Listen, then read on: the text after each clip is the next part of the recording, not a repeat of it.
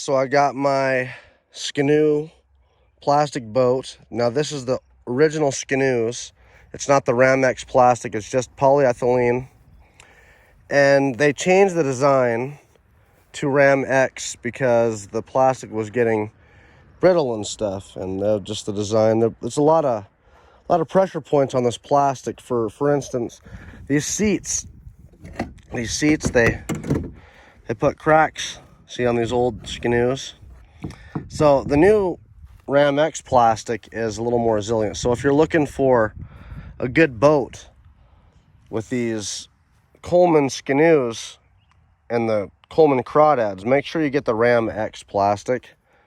I don't know if they made the Ramex crawdads, but if you get the Coleman crawdads or the Coleman Scanoes, try to get the Ramex plastic. See these cracks here? Usually at places where they drilled right into the plastic, you know, there was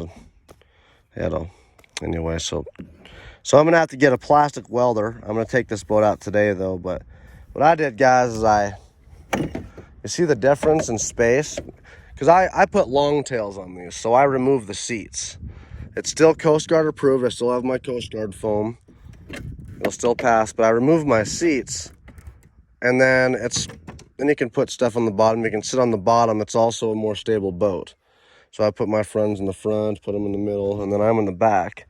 And you know, you could put your own seats in there. You can sit on the bottom for stability. I moved this out of here. Coast Guard foam's in there, so it'll still pass. And then it's not putting so much pressure if you have these old Scanoes that are just plastic, or even the Ramex. Just take out the seats. I recommend it. It's just not a good point to, you're just sitting on there, a lot of pressure, and it's just causing cracks.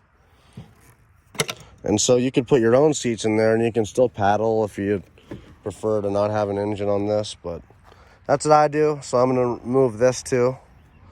And it keeps everything still rigid. You could bounce over, you can kind of slither over things like a worm, which is the idea. I like these Scanoes because they're flat bottom. For the most part. So, besides this point, the V is in, it's all flat bottom. There's no rocker. So it planes out really well, especially with these long tails. As you guys can see now, you see this wear? See how it's lighter?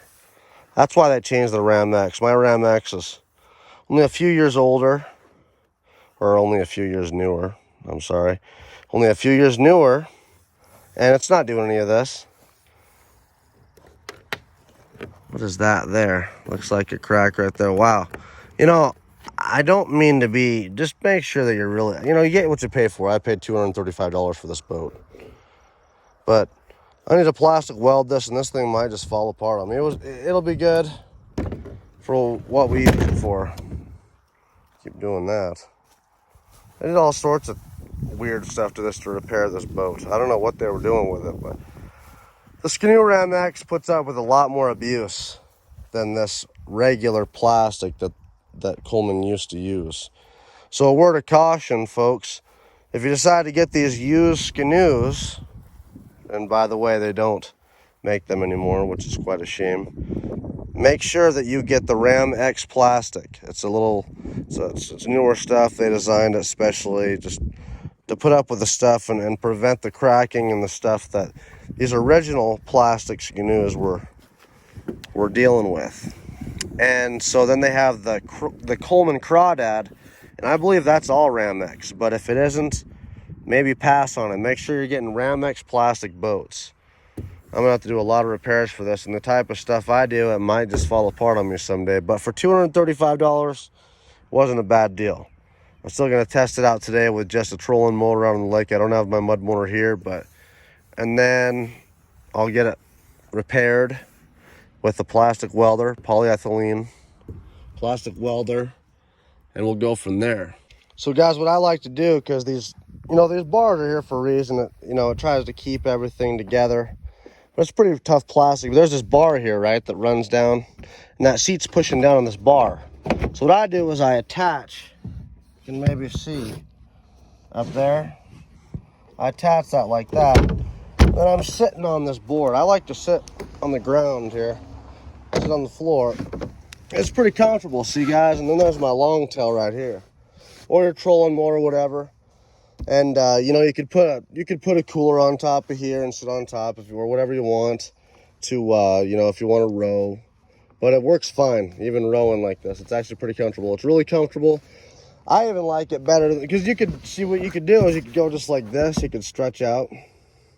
See when you're running this thing sometimes, just flip around, and or you could just kind of stretch a leg out here, you know, and you're just running the boat. You understand? And it's nice and stable. Vice versa. It's just you can stretch out more. And it's not so hard on your butt or your back. It's nice. You got a lot more room. You guys got room right here. You guys got all that room up there. So that's what I like. Eventually I'm gonna put a plastic board down, HDPE board. And yeah, that's what I like to do there, folks. All right, folks, stay tuned for more. And we'll talk to you later. I'm up here on vacation in Northwest Montana.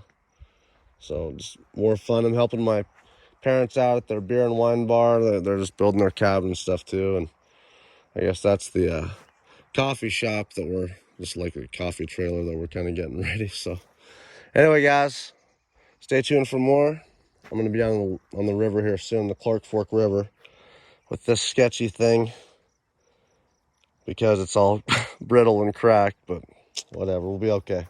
Got my life jacket, all right? All right, guys, stay tuned.